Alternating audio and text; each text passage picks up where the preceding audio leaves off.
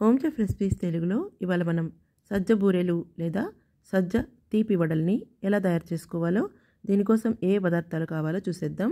ముందుగా 3 కప్పుల సద్ద పిండిని శుభ్రంగా జల్లించుకుని తీసుకుంటున్నాను. దీన్ని మనం సూపర్ మార్కెట్ నుంచి అయినా కొని తెచ్చుకుని జల్లించుకుని వాడుకోవచ్చు, లేదా కడిగి ఆరబెట్టుకుని మిషన్కి కానీ మిక్సీలో కానీ వేసుకుని కూడా వేసుకోవచ్చు అన్నమాట.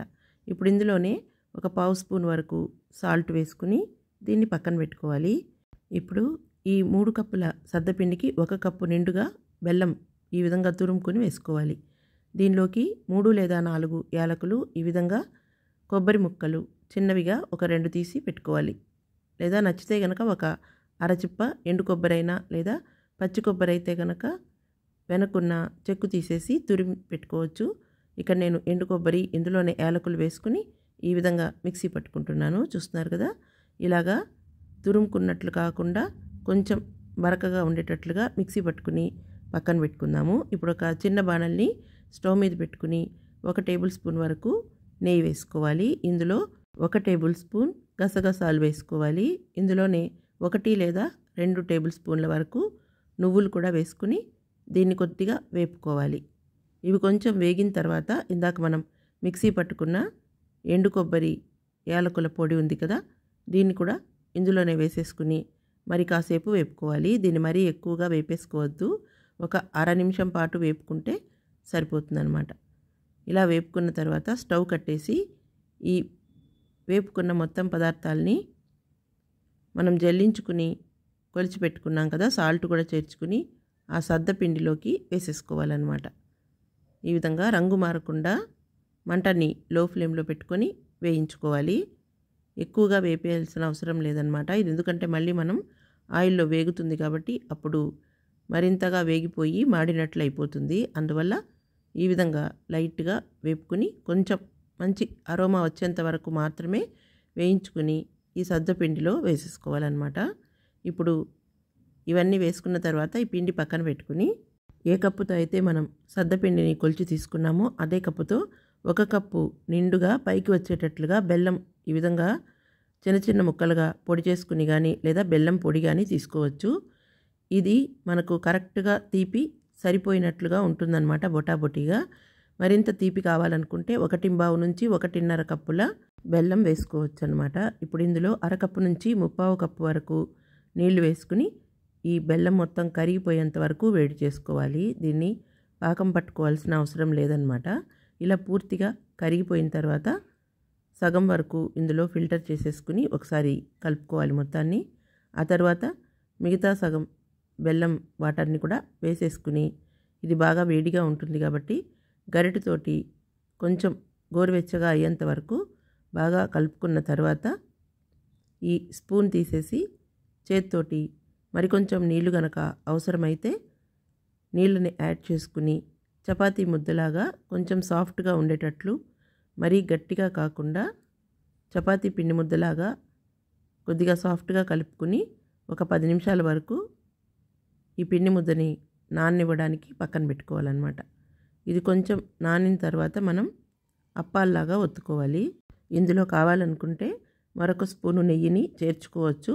నేనైతే ఆల్రెడీ నెయ్యి వేసి కొబ్బరి అవి వేపుకున్న బాణల్లోనే ఈ బెల్లాన్ని కరగబెట్టుకున్నాను కాబట్టి మళ్ళీ విడిగా నెయ్యి వేయట్లేదు. ఒకవేళ వేరే గిన్నెలో కనుక మనం ఈ బెల్లం పాకం చేసుకుంటే 1 స్పూన్ నెయ్యి వేసుకోవచ్చు అనమాట. నెయ్యి వేయటం వల్ల మంచి టేస్ట్ వస్తుంది. ఇప్పుడు ఈ విధంగా ఈ పిండినంతా కూడా తీసేసి గరిటెకున్నది చేతిని నీటిలో తడుపుకుంటూ కావలసినంత సాఫ్ట్గా రావడానికి ఈ బెల్లం పాకం నీళ్ళు సరిపోకపోతే నీళ్ళని కొద్ది కొద్దిగా చిలకరించుకున్నట్టు వేసుకోవాలి. మరీ ఎక్కువగా పలచనైపోతే మళ్ళీ పిండి కలపాల్సి వస్తుందన్నమాట. అప్పుడు మనకు బూరెలు పొంగకుండా కొంచెం గట్టిగా వచ్చేస్తాయన్నమాట, చెక్కల్లాగా. అలా రాకుండా ఉండాలంటే పిండి మరీ గట్టిగా కాకుండా కొంచెం సాఫ్ట్గా ఉండేటట్లు ఈ విధంగా కలుపుకోవాలన్నమాట. ఇప్పుడు దీన్ని ఒక చిన్న ముద్దలాగా చేసుకుని మన అప్పాల్లాగా ఒత్తి చూసుకుంటే ఇలా సాఫ్ట్గా ఈజీగా వచ్చేసేటట్లు ఉండాలి. అలా లేకపోతే మరి కొంచెం నీళ్ళు వేసుకుని అడ్జస్ట్ చేసుకోవచ్చు అన్నమాట. చూస్తున్నారు కదా, ఈ విధంగా. ఇప్పుడు మనము ఒక తడిపిన బట్టను తీసుకుని బాగా పిండేసి ప్లేట్లో పెట్టుకుని దానిలో మనం ఒత్తుకోవాలన్నమాట. అప్పాలని ఒత్తుకున్నప్పుడు ఈజీగా మనకు తీసుకోవడానికి తేలిగ్గా వచ్చేస్తుంది. లేదా ఆకులో కానీ పాలిథీన్ కవర్లో కానీ అయితే దానిపైన కొద్దిగా ఆయిల్ కానీ నెయ్యి కానీ రాసుకుని ఒత్తుకోవాల్సి ఉంటుంది. ఆయిల్ ఎక్కువగా వద్దనుకున్నప్పుడు ఈ విధంగా తడిపిన బట్ట మీద ఒత్తుకుంటే సరిపోతుంది. ఇది మరీ పల్చగా కాకుండా అలాగని మరీ మందంగాను కాకుండా ఈ సైజులో ఉంటే చక్కగా ఇవి పొంగుతూ వస్తాయన్నమాట ఈ సజ్జ బూరెలు. కావాలనుకుంటే ఈ విధంగా వీటికి మధ్యలో ఇలా హోల్ చేసుకోవచ్చు. అప్పుడు ఈవెన్గా వేగుతుంది. లేదా ఇలాగే మనం రౌండ్గా కూడా చేసుకోవచ్చు.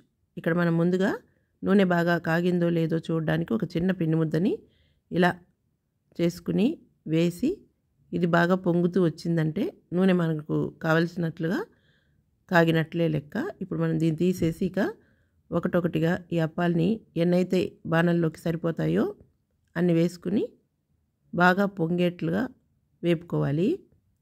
ఇది బాగా వేగిపోయింది అని మనకు తెలవడానికి ఈ రంగు మనకు పచ్చిగా ఉన్నా కూడా వేగిపోయినట్లుగా కనిపిస్తుంది. కాబట్టి మనం వేగిపోయిందని తెలుసుకోవడానికి దీనిపైన వస్తున్న ఈ నురగ అనేది తగ్గిపోవాలన్నమాట. అప్పుడు మనకు చక్కగా ఈ బూరెలు వేగిపోయినట్లు ఈ విధంగా దోరగా రంగు మారి బాగా పొంగి లోపల అంతా కూడా బాగా కుక్ అయిపోయిన తర్వాత మంటని లో ఫ్లేమ్లో పెట్టుకుని తీసేసుకోవాలి.